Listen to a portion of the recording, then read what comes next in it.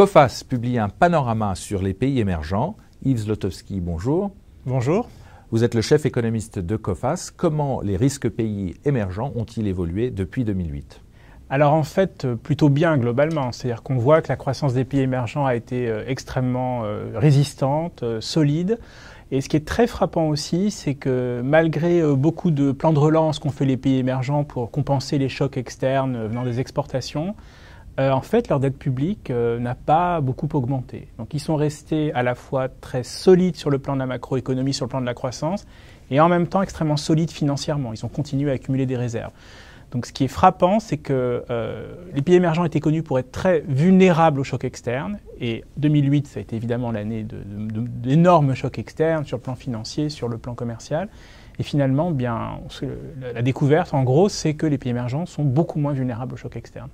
Les printemps arabes ont-ils modifié votre vision des risques politiques ? Oui, absolument, et radicalement. C'est-à-dire qu'il faut comprendre que je pense qu'au moment des révolutions, on était toujours persuadé que la plupart de ces régimes étaient extrêmement stables. Donc je crois qu'il faut faire, si vous me permettez l'expression, son homework, c'est-à-dire qu'il faut voir ce qu'on n'avait pas vu et donc regarder, mettre à plat un petit peu les idées. Je crois qu'il y a deux choses que nous n'avions pas vues.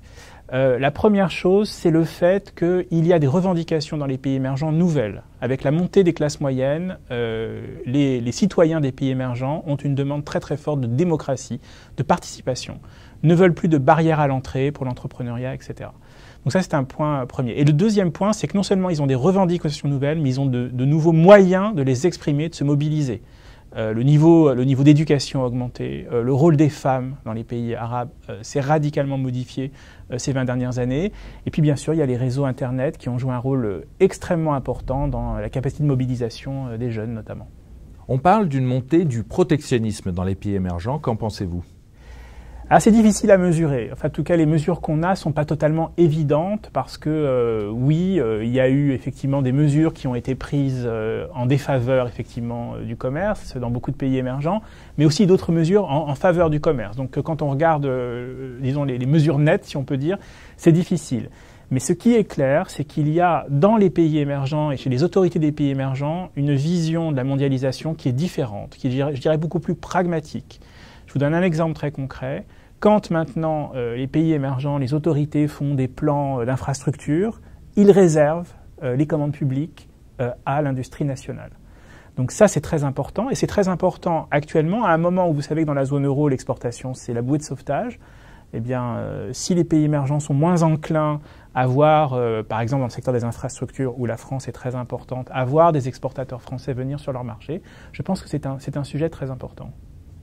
Y a-t-il un risque du côté des systèmes financiers des pays émergents ? Pas forcément à court terme. C'est-à-dire que quand on regarde sur les 10 dernières années, les systèmes bancaires des pays émergents se sont globalement beaucoup améliorés. Et d'ailleurs, on les a très bien vus résister à la crise financière systémique aux États-Unis puis en France. Mais ce qui est vrai, c'est que comme les pays émergents ont conduit des politiques monétaires assez expansionnistes, le crédit a beaucoup augmenté. Et notamment, il a beaucoup augmenté en Asie. Alors, ça permet effectivement des croissances fortes, ça permet des croissances résistantes. Maintenant, dans l'avenir, il faudra voir si on n'a pas ce qu'on appelle des bulles de crédit, c'est-à-dire qu'en gros, le crédit s'est fait de manière un peu trop indiscriminée aux ménages ou aux entreprises, avec des risques futurs de dégradation des portefeuilles. Alors, l'expérience actuelle montre que ce sont évidemment des risques extrêmement dangereux. On a vu l'Espagne. Donc, est-ce qu'un risque espagnol peut arriver, je dirais, en Asie? C'est quelque chose à surveiller. C'est quelque chose à surveiller notamment en Chine, où le crédit a été très, très généreux, où les autorités ont beaucoup de mal à restreindre le crédit et où des entités se sont massivement endettées, par exemple les collectivités locales. Donc, c'est un point, je dirais, qui n'est pas un risque immédiat, mais qui est très nettement un risque à surveiller dans les 2-3 ans à venir.